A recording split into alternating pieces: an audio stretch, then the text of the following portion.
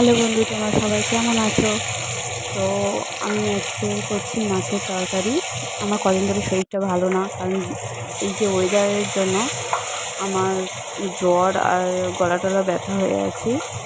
তো যাই হোক, কিছু কথা আছে মানুষের। একজন পুরুষ সব সময় একটা কথাই বলে, আমার মা বয়স হয়ে গেছে, কতদিন আর বাঁচবে, আমার মাকে মানিয়ে নেওয়ার চেষ্টা করো।